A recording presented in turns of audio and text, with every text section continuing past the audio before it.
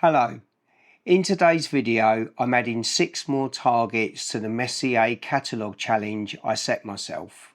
I am also saying a massive thank you to the 100,000 subscriber threshold I passed actually on Christmas Day this year. And I've discovered a genuinely brilliant project called the Astro Catalogue Viewer, which has completely changed how I organise and catalogue my astrophotography. My name's Glenn and you're watching Astrobloke.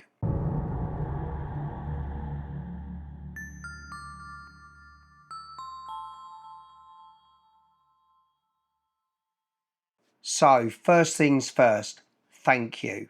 My channel Astrobloke passed the 100,000 subscriber threshold on Christmas Day this year, which is still absolutely unreal to say out loud. And this arrived shortly after the YouTube Silver Play Button Award. And this isn't just a plaque to me, this represents all the late nights under the stars, the technical meltdowns, the cloudy skies, and most importantly, the incredible community that has grown around my channel. So honestly, thank you so much for supporting the channel, for watching my videos and commenting, more importantly, subscribing and just being part of my astrophotography journey. I really am grateful. If you're new here, a while ago I started a project where I set myself a challenge to image the entire Messier Catalogue, all 110 objects. It wasn't about doing it as fast as possible, it wasn't a race, it was about learning, improving and actually enjoying the process of observing and imaging the night sky. In this latest run, I've managed to collect 6 more objects to add to my ever-growing catalogue. Now, while working on this challenge, I stumbled across a project which I think you are going to love. It's called the Astro Catalogue Viewer. What makes this so good, as it's not just the Messier catalogue, it allows you to catalogue all of your astrophotography. So let's check it out. Setting up the Astro Catalogue Viewer is pretty straightforward, and there is a link in the description of this video to this page. So you'll get into the page here, and I just went to the right hand side and click Astro Catalogue Viewer and it will take you to their site. And if you scroll down, you've got an option to get the app. And if you keep going down, there's some information on it, and also there's a support thing for buying a coffee for the people that have made this. They've put a lot of work into it, so it's good to support them if you can. Get the app and you'll see there that you have the download for Mac OS, Windows or Linux. So I'm a Windows person, so you click on that and you get your download. And then once that's downloaded, you just load that onto your PC. And that gets you onto the view itself. Now here's my Messier catalogue, and if I click on the file here at the top there with catalogue, we can change it to the different catalogues. So I've got an IC catalogue, there's NGC catalogue, and you've got solar system and Caldwell as well. So there's some things that are in progress, so it is a work in progress, but it is very, very good. I like it a lot, and it's a good way to keep all of your images catalogued. And what I've done is, it says there you've got a little 3 to let you know I've got 3 pictures of Pleiades, so I can actually go back. And what I've done on the file is I've dated my images, and then I've put them in, and basically you can see how, as time's gone on, how your images improve, and you can set which one you want for your thumbnail. So the way it works is you make some folders for each of the different catalogues, and then you put your items in there and list them. So let me show you that now.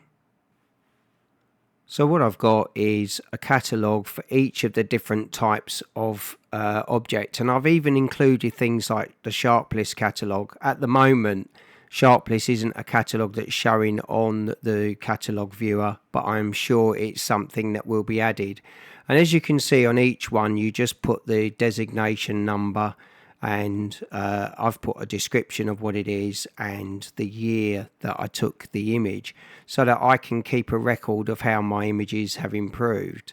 So that's how you set it up. Now you'll find that some objects have more than one designation, so it might have a Messier and a Sharpless and an NGC.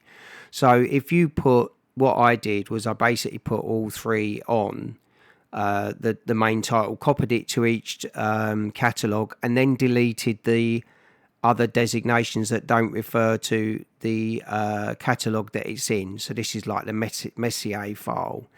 If you leave all of the designations in, you'll get multiple numbers showing up on the catalogue viewer. So this is how I've done it. And I must say, it's taken a little bit of time sorting out my files, but to be honest, I really did need to do that.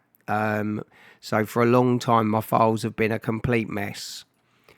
And it's nice now to have them organised and put into a catalogue where I can actually see where things are and how they're looking. So yes, the Astro Catalogue Viewer, a brilliant tool and well worth supporting.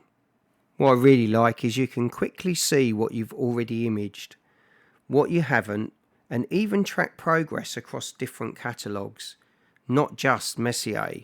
But for projects like my Messier Catalogue, it's an absolute game changer. If you want to check out the Astro Catalogue Viewer for yourself, I've left all the links to that in the description below. So please check them out, as it is a fantastic idea.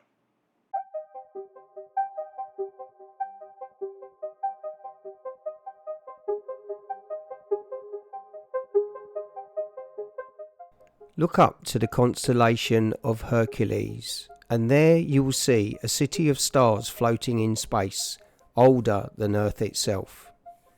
Meet Messier 13, the Great Hercules Globular Cluster. M13 is a massive ball of over 300,000 stars, all packed together by gravity, hanging out about 25,000 light years away. That means the light hitting your eyes tonight started its journey when humans were still painting cave walls.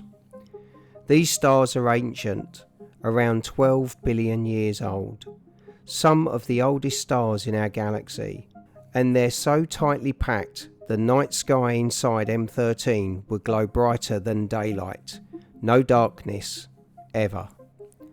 Oh, and in 1974, humans actually sent a radio message towards M13, basically saying, "Hey universe, we exist." Will anyone answer? Well, we'll know in about 50,000 years. So next time you look towards the constellation Hercules, remember, you're staring at a time capsule of early universe. This isn't a painting, and it's definitely not CGI. This is the Eagle Nebula, also known as Messier 16. Floating about 7,000 light years away, M16 is a gigantic cloud of gas and dust where stars are being born right now. These towering shapes, they're the famous pillars of creation, columns of cold gas light years tall, slowly being blasted by radiation from newborn stars. Inside these pillars, gravity is doing its thing, crushing gas, igniting fusion and turning chaos into brand new suns. Basically, we're watching a stellar nursery in action. The wild part? The light we see today left the Eagle Nebula 7,000 years ago, before written history. So when you look at M16, you're not seeing where it is, you're seeing where it once was.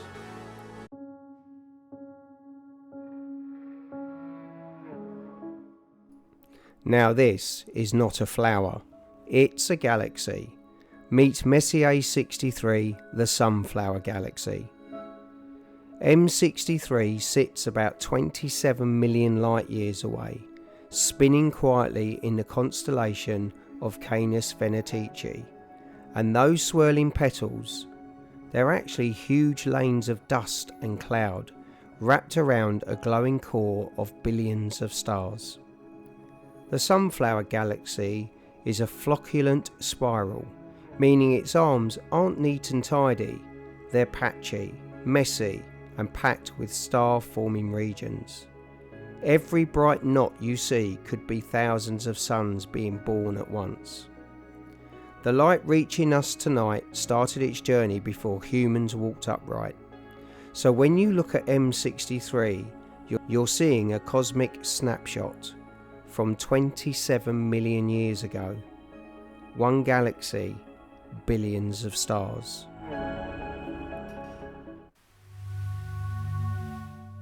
This giant spiral isn't spinning fast, it's been spinning for millions of years. This is Messier 101, the Pinwheel Galaxy. M101 is a massive spiral galaxy about 21 million light years away and nearly twice the size of the Milky Way. Its arms stretch wide and loose, filled with glowing star-forming regions and dark lanes of cosmic dust. And those bright pink patches? They're vast clouds of hydrogen where new stars are igniting right now. M101's shape isn't random either. It's been twisted and stretched by gravitational encounters with nearby galaxies. Cosmic traffic leaves a mark. The light we see today left M101 21 million years ago, when Earth's continents looked nothing like they do now. So when you see the Pinwheel Galaxy, you're not just looking far away, you're looking deep into time. Here we have two galaxies, one calm, one chaotic. Meet Messier 81 and Messier 82, the Bode galaxy pair.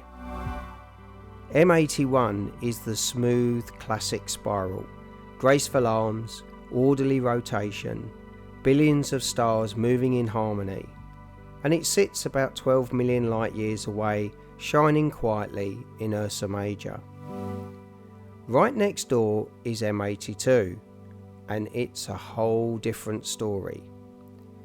M82 is a starburst galaxy, sometimes referred to as the Cigar galaxy. It's ripping itself apart with furious star formation. Exploding stars blast superheated gas out of its core at millions of kilometers per hour, creating massive red plumes shooting into space. Why are they so different? Because these two galaxies gravitationally collided in the past, and it was M82 that took the hit. The light reaching us tonight left this galactic drama 12 million years ago. So when you see M81 and M82 together, you're watching cause and effect on a cosmic scale. Same neighbourhood, but very different lives. Now this final galaxy doesn't just glow, it screams in radio waves. This is Messier 106. M106 is a spiral galaxy about 23 million light years away, hiding a supermassive black hole at its core. As gas spirals inward, it heats up and blasts out powerful jets, lighting up the galaxy in X-rays and radio waves.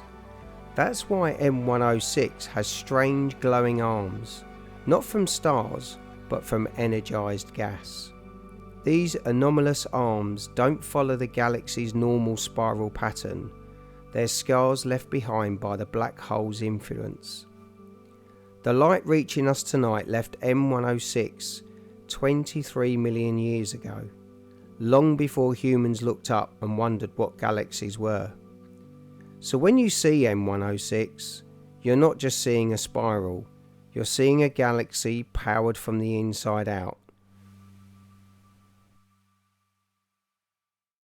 Once again, thank you for the 100,000 subscribers and being part of my journey. If you've enjoyed this update, please hit like, subscribe if you're new, and let me know in the comments below of the next Messier object you'd like me to try and capture.